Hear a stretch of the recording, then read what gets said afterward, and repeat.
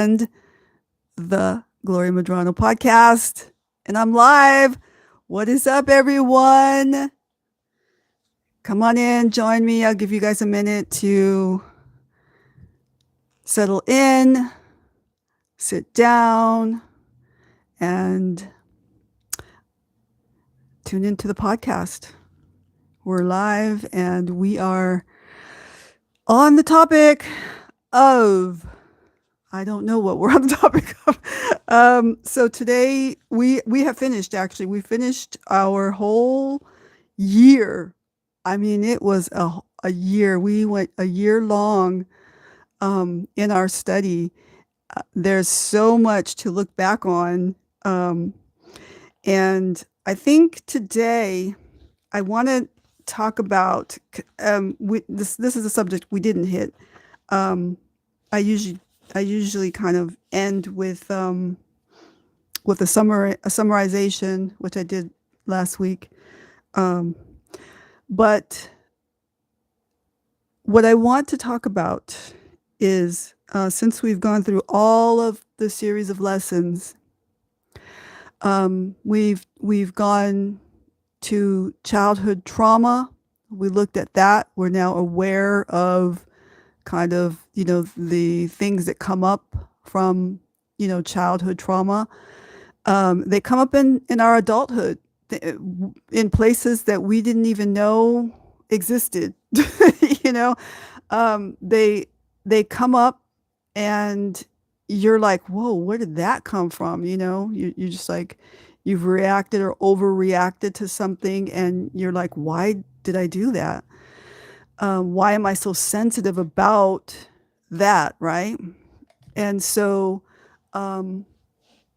we talked a little bit about how to recognize that. And that could be like at work. It could be, in a relationship, out with friends, somebody, at dinner time, the waiter or waitress or whatever, they copped an attitude with you and you just kind of overreacted, right? All of these things, just so many different things. But now what I want us to do is I want us to learn how to comfort others, right? So now we've grown a little bit, right? We've learned some things through the series of lessons, right? Hi, Gustavo. I see you there. Thanks for joining in. I can see you guys posting comments and stuff, but yeah, I'm glad that you're here. So now we're at the end, and what I want us to learn about is, now that we know some things. Hi, Giovanni. What's up? I see you there. I want us to take the things that we've learned and apply them to the people in our lives, right? Practice it. Go to work, practice it. Go to, where you go to the gym, practice it. Go to, your family life, practice this stuff, right? So, what I want you to do is to start applying the things that you learned throughout this whole year of this series of lessons that we learned, right? About ourselves, about how we respond to people, how do we act, what do we do, and how do we get better at being better people, right? So, I'll read a scripture. And in this scripture, this is 2 Corinthians 1, 3, and 4. And in 2 Corinthians 1, 3, and 4, it says this. It says, "Praise be to God and Father of our Lord Jesus Christ, the Father of compassion and the God of all comfort, who comforts us in all our troubles, so that we can comfort those in any trouble with the comfort we ourselves have received from God, right? So we want to apply the things that we have that are in God, that we've learned or that we know, that we see in scripture. Some of us are a little bit more mature in the things or the knowledge of God, or, in our um, life with Christ Jesus, right? That we're serving God. Um, some of us are a little bit further along, so we kind of know some things. But um, so here's what I'm trying to say. Okay, listen. What I want us to do is okay, so like in the series of lessons where you've seen me teaching, right? So in this series of in the lessons, what you have seen me doing is you have seen me sharing parts of my journey, my life, my growth, right? And how it could possibly apply to you, right? Um, but what you did not see me doing is you didn't see me like speaking at you, right? Telling you off. You need to do this and you need to change and you're bad and you should be ashamed of yourself, right? You didn't see me doing that. But what you've seen me doing is being a support to my community. What you see me doing is helping people to grow, and with an understanding that not everyone grows at the same pace. But also, what you see me doing is creating an awareness to the community that doesn't say, you bad person, you have to change, you have to know this stuff. No, it is saying, this is stuff, here's some tools, like, I got some tools in my pocket, whatever, I have, um, I don't have any tools around me right now to demonstrate that, but like, here's some tools. I'm giving them to you. You can take it and you can apply them like right now. Like, if you got something that needs fixing, you can go and apply those tools like right now, right? So that is what you see me doing. And what I want you to do is I want you to go and take the knowledge that you have, whatever it may be, right? It doesn't have to be what I've been teaching you, but today this is what I want you to do. Sup? What's up? Hey, Josh Miller. Hey, Red Shark. See you guys there. What's up? So I want you to take this stuff and apply it. Apply it in your daily life. Just practice it. Like, I don't know, like, I'm not perfect. So like, I teach this stuff.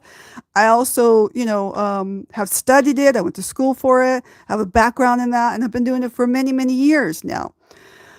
But I don't always get it right. Okay. Cause sometimes I'm like, I might be going through life. I might be going through some things and stress might build up. I do big work, like massive things, sometimes really scary things that I go out into the world and do. And so those things they play a role in my life. And so in those situations, sometimes I don't always go, oh, I need to use those tools that I learned or that I have, I'm now like, I'm inside myself. I'm inside my feelings and my emotions at the second, right? And I'm going, oh my gosh, this really is big. It's scary. It feels terrible. I'm embarrassed. I'm ashamed, or whatever the emotion might be, right? And then I have to then take all of that is happening in the moment and say, hey, slow down, calm down, and take it one step at a time, and start to take one thing, one tool, use it, apply it, take the next step, the next tool, use it, apply it. And as you take the steps, you start to find that your stress levels are going to go down. You feel more equipped, able to handle what is before you, able to deal with whatever fear you might have. And trust me, I have had to deal with big things, big corporate things that would have that changed the course of my entire life. And deal with, the president of the corporation and things like that, and having to have to sit down and talk with these people and then come up with a strategy to come to the next, whatever the next strategy will be or whatever might have to take place. And let me tell you, not everyone can do that. That's big. It's huge. And so, and I didn't choose to be in that situation. It was not a choice. I wasn't like going, oh, I can do it because I'm strong, because I got the tools. No, I was going, oh, why me? Why? Why do I have to go through this? Just like we all would, right? So, male or female, right? I have a lot of guys who follow me here. For whatever reason, usually they're middle aged. Um, a lot of guys in that age range, they've had relationships and probably are not married and probably have gone through a divorce and things like that. So they're trying to rebuild. They're trying to learn, what do women think about men? Basically, right? Is usually the thing what people are scrolling through on YouTube if they're single and they're at middle aged. So they're like, what do I do? Like, how do I become a better human, right? How do if I want to go into a relationship the next time around, how do I do this better, right? So that part, I'm not a man, so, I'm a woman, but I can tell you what women like, okay? And especially somebody who's older and what they're not looking for what the young girls are looking for, okay? We were a little bit more established, a little bit more sure about ourselves, and don't have the kind of the insecurities that young girls might have. And so, I would say that, work on yourself, become equipped, become strong, become knowledged in in the next life journey, because you do have another there's another chapter to your story that you have the ability to write, and you have to imagine what you want that to be like. And you have to start to walk in that direction, okay? For some of you, it might be going back to the gym and getting some exercise in, getting fit. For some of you, it might be eating right, getting the nutrition and the things that you need to lower your stress levels. Because yes, food plays a major part in how you perceive life. If you don't have a good healthy brain going on there, and there's like too much sugar or diabetes or whatever, going on in your body, you're going to have really foggy thinking and no energy. And so, but that can be changed through diet and exercise. And it doesn't have to start like, heading right into the gym and hitting the weights, because not everyone knows how to go right straight to free weights. But it can start with just walking, but purposeful walking, like, just on your lunch break, walking around the block, or the parking lot, instead of going, into the break room and sitting around and drinking all the soda.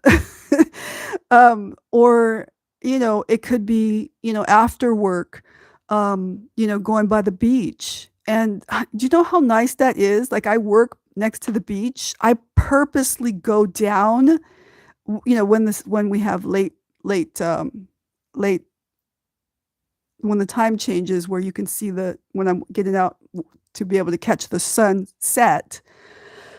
I purposely go down and watch the sunset because I was in England for 14 years and I didn't see it. I'd seen a sunset, but it wasn't like on the ocean and all the beautiful colors. It was nothing like that. um, and so I missed it. I really missed, being on the shore of the ocean and watching the sunset. And so I purposed to go to watch the sunset. And the other thing I missed when I was living in England was the San Diego Zoo, the world famous San Diego Zoo, which connects to me as when I was a child, maybe not a child, but when I was a teenager, don't tell my parents, but us, I taught my friends at school, okay, I taught them this, that we would ditch school when I was a teenager in junior high school, and we would take the bus and go down to the San Diego Zoo. And, back then you could just ask, whoever's going into the zoo, that is an adult, can we walk in with you? And, if you go in with a grown up, an adult, then you can get in for free. And, we weren't adults yet. We were just teenagers. And they would always say, yeah. And, we'd always go in for free and just walk around the zoo. Just walk around the zoo. We didn't get, we might have got into a little bit of mischief, but basically we just walked around the zoo. And then, when I came back, I was like, I always have a zoo pass because I just love going to the zoo. It reminds me of good old days. Um, I sometimes go down to Fiesta Island, which is here in San Diego, and it connects to, my growing up years. And I'm like, really enjoying, the transition because I became very, very European. I really did. I became very European. I still have that kind of that personality a bit. But I started to go to like Fiesta Island and connect with, San Diego and, my American roots and, my San Diegan roots and things like that, and reminisce about the old high school I went to and things like that, right? Connected with old high school friends and stuff. And we have a great time.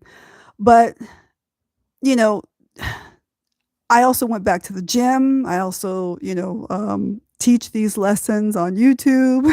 And so I created a YouTube, um, which, which has done pretty good. And I'm really grateful that YouTube pushes out my content, because it has a lot of great qualities to it. So, thank you, Jonathan.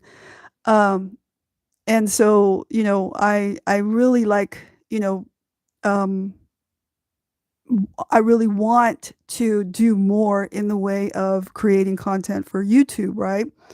So I'm grateful for the subscribers and people following along.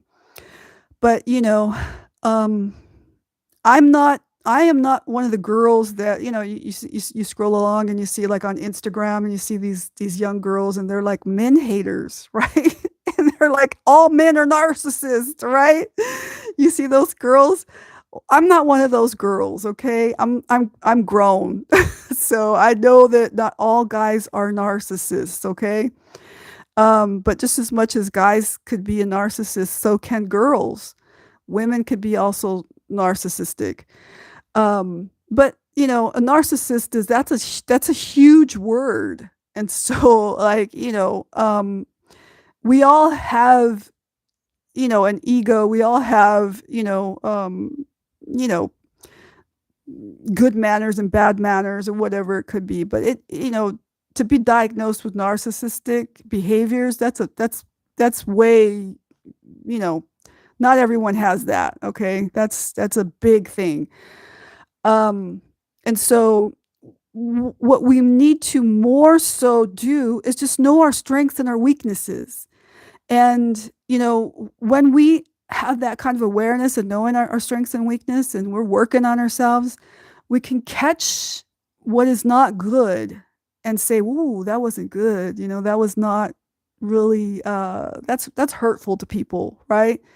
That's kind of a bad attitude, when maybe like, when I get stressed, I get like this, right?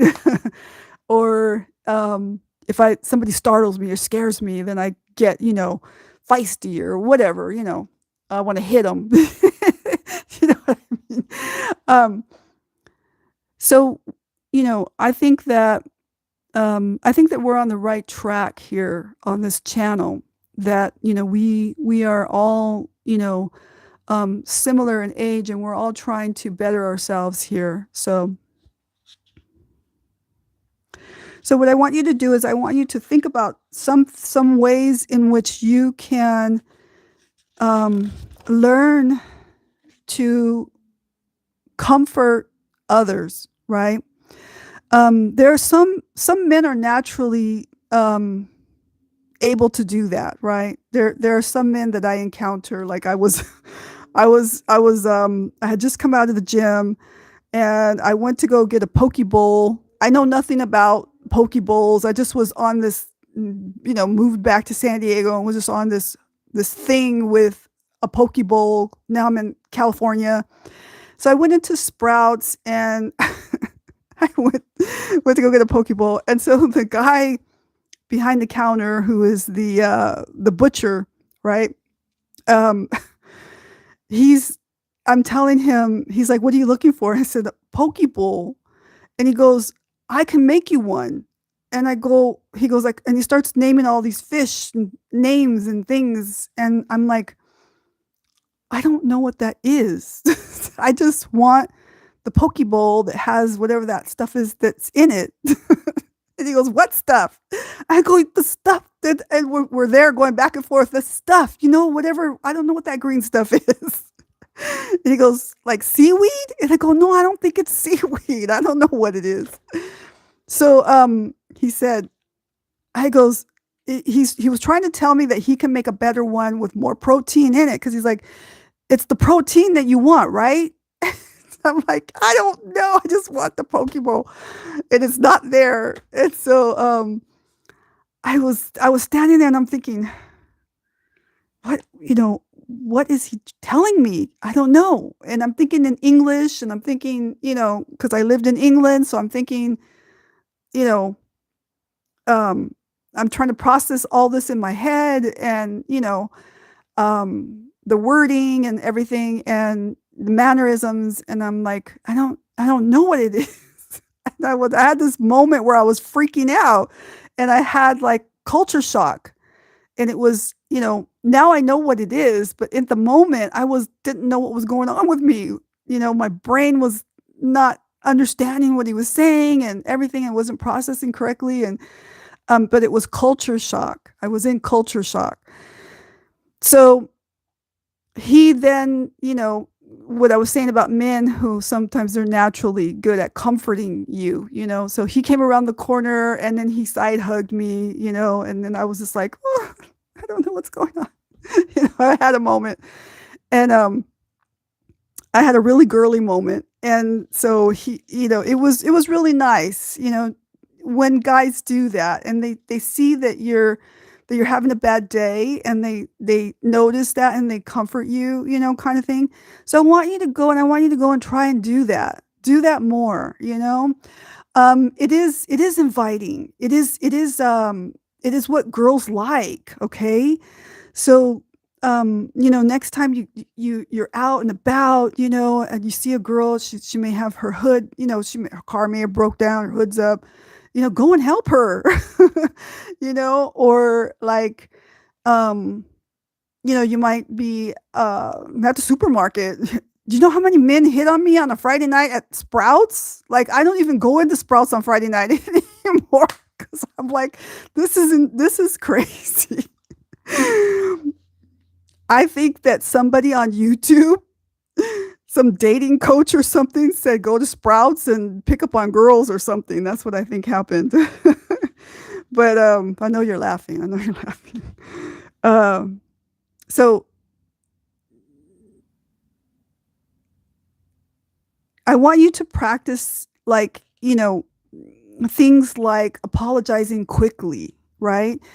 That's also comforting. It calms people down um, when you just like hold space, right? When you just are able to, excuse me, when you're able to be like manly like that and hold space, right? Um, Girls are able to let down their guard when they see a man hold space like that, right? They feel like he is able to um he has the masculine ability to hold your emotion basically, right, in the moment. It doesn't have to be like a hysterical emotion or really terrible bad day, but that you could be in your feminine and he's holding space. He sees you. He says, he's like, you know, he's gentle enough to come and say, um, some comforting words or, hey, it's all right or whatever, something like that, or like this one guy who side hugged me, at the Sprouts, and it's innocent, but and you don't want to take advantage of that in that innocent moment, but hey, follow up on that next time. It's like she's gonna want you to follow up on that next time for sure. Okay. Um, and so those are the kind of things that girls like. So I promise you, go and try to learn how to comfort people. And again, I was sharing with you, that, if you feel like you might have like offended someone or something like that, apologize. Take responsibility because it shows masculinity.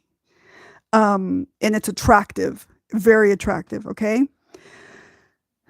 Um, you see,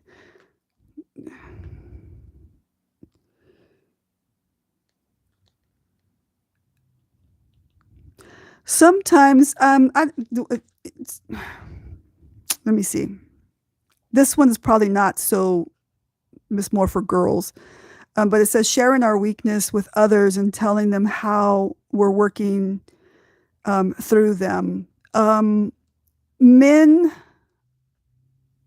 probably don't share this too much with women, but it's cool to share with other guys and run that by them, and you guys can encourage one another. But you don't want to share this with with a woman, and not too much in that weakness part of your masculinity.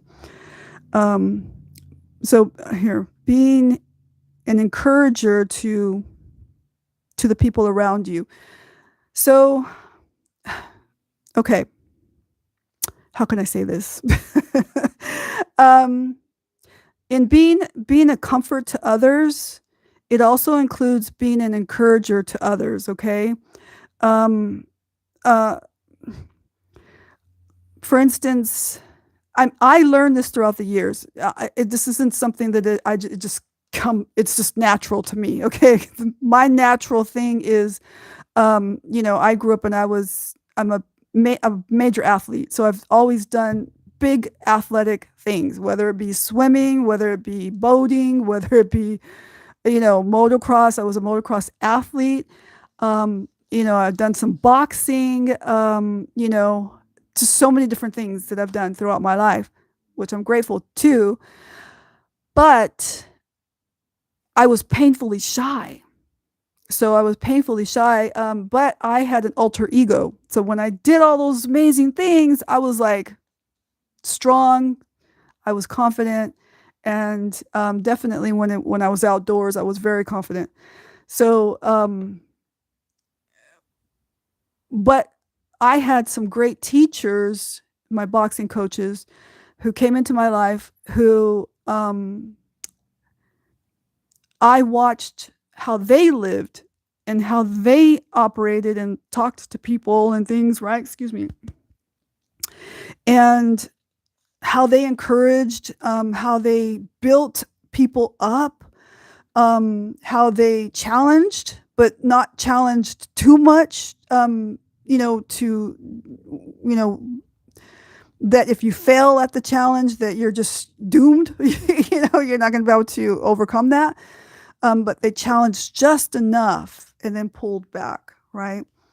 Um, and so I felt that, I learned that, I have the ability to do that very well, actually.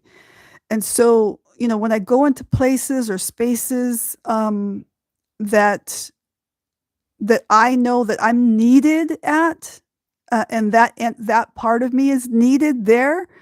I do that. I do that. That comes from learning. I learned that. And so I will go into places and I will, do a little bit of challenging, a little bit of pulling back, a little bit of, revisiting them. Hey, how you doing? I bet you you can, or something like that, or, just a little challenge. And then maybe the next time a bigger challenge, right? Um, if after the follow-up. So it's challenging, pull back, challenge a little bit more, pull back, follow up, follow up, follow up, follow up. Always, always follow up, okay? So if you like a girl and you're out there and you've done, you've had a conversation, you did a little bit of comforting, um, follow up, follow up, follow up, follow up. Okay. Um, so get into groups, get into a group, a men's group, or a women's group if you're a woman. I am in a women's group. I teach women's groups. I also lead them, but I don't always put myself in places where I'm the one leading, because I also like to be the learner as well. Um, and so I do both. I want to be able to sit back and, um, I want to say be humble, but I want to sit back and feel all the process of what it's like to be the learner, so that I'm reminded of what it's like to be the learner and be in that seat, so that when I go out to my community where I do teach or whatever, I remember what it feels like to be the learner. Okay. And this could be, like when I was learning, for instance, what was something that I was learning? I was learning how to jump rope back in the day, right? And the way I learned how to jump rope was, I thought this young boy was cute. This young boy was cute, and I was trying to flirt with him, but I was painfully shy. And I was like, "Oh, teach me how to jump rope." And I had been secretly learning, like, behind the scenes anyway, but because I'm very competitive, you know, secretly. But I was learning and I kind of already knew, but was trying to get him to talk to me. And so he started teaching me and I was like, "Oh, wow, okay, that's cool, that's cool." And we were connecting and everything, and I learned how to jump rope pretty good, and I learned better tricks and things back in the day. And so, that's one way to do that. So I remember what it feels like to be somebody who's in the learning position, and then when I go to teach someone, I know what they're feeling. I know that they're feeling awkward or dumb or, you know, um, and I remember that, because sometimes when we're teaching others or trying to comfort others, we don't remember that it's awkward, or that they might be feeling embarrassed or, dumb, and so, that it's nice to have somebody who isn't judgy and is very comforting. Um,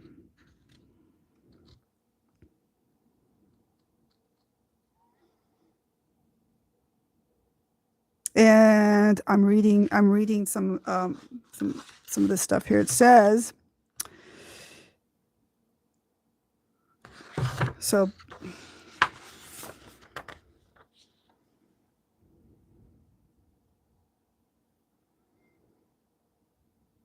so basically, you know, after learning all of this stuff, we now can take all the things that we've learned and we can go out into our community and we can be that help or support or comfort to others. Mostly, we're talking on the topic of comforting others.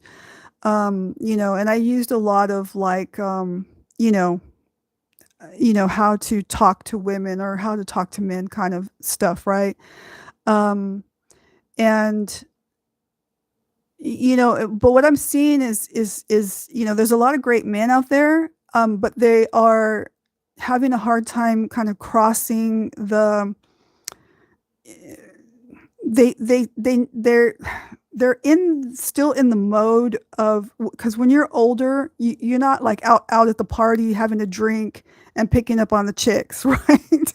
That's not, I mean, when you're older, you're not looking for that kind of a guy or woman, right? At least I don't think so. But so when you're older, you're meeting someone probably at the supermarket, or you might be meeting somebody, at some other, at work, or at the gym. A lot of guys meet girls at the gym or something like that, right? And it's that part is where that's so scary, for the guy to go and approach the girl, because, and plus there's so many like, girls out there that like immediately like, are like, oh my God, icky, he's talking to me, kind of thing. Um, but older women are not that, okay? They're not like that, okay? Um, that is the younger girls. So if you're going for a younger girl, let me tell you, that's what you're going to get, okay? Because they are looking for um, something way different, okay? Um, and a lot of the things that they're looking for is probably unrealistic, um, and so I would say that, just be chill, just be, cool, and, just, uh, you know, be casual about how you approach someone or whatever. You know, somebody once approached me in the supermarket, again, Sprouts or something, on a Friday. And I was looking, women go into the supermarket and they read all the labels. I do the same thing, okay? I do the same thing. I don't know what it is. It is so comforting to sit in the supermarket and read the labels, okay? So some guy comes in, he approaches me and he's like, "What are you reading?" Like, the labels, right? Because I'm just like that. I'm cheeky like that, right? Um, and then he was quick enough with his words that he was able to go to the next question. And so he's like, "Oh, hey, I use that. I think I had was some chili beans that I was gonna make with cornbread or something. Oh, hey, I used that before, and I used it this and this and that." Who knows if he was lying or what? But it was good. It was interesting. It made me turn around and look at him and listen to what he was telling me, right? So those are the things that I'm telling you, talking to you about, right? So we're not at the club picking up on chicks with a drink in our hand anymore when we're older.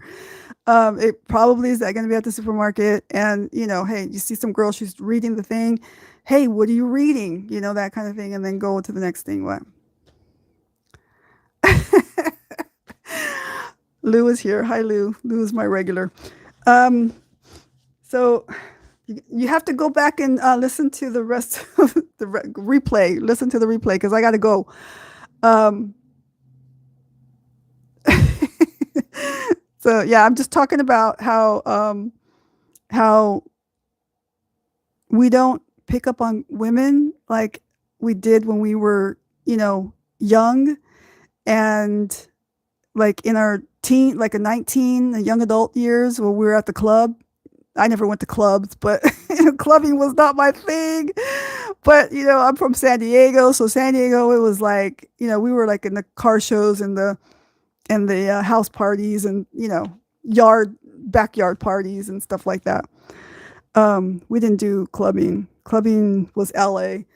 Um, and so you know I lived in Lakeside here in the country, and so that was like you were sitting on the back of the pickup truck on the riverbed, and stuff, so like we did stuff like that. I'm sure it was interesting, Lou. Lou is saying, you should hear what happened to me last month. um, Let us know. Let me see. Put it in the comments. I'll wait for a minute to read that before I go. I got to go to work. So yeah, I want to just encourage you to be somebody who is comforting others. And remember, and this is comforting anyone, just practice being somebody, like put that in your mind. Look for opportunities to comfort someone, practice it. And then when you see, that, pretty girl, you can practice it. You know what I mean? You're now used to doing that. So, oh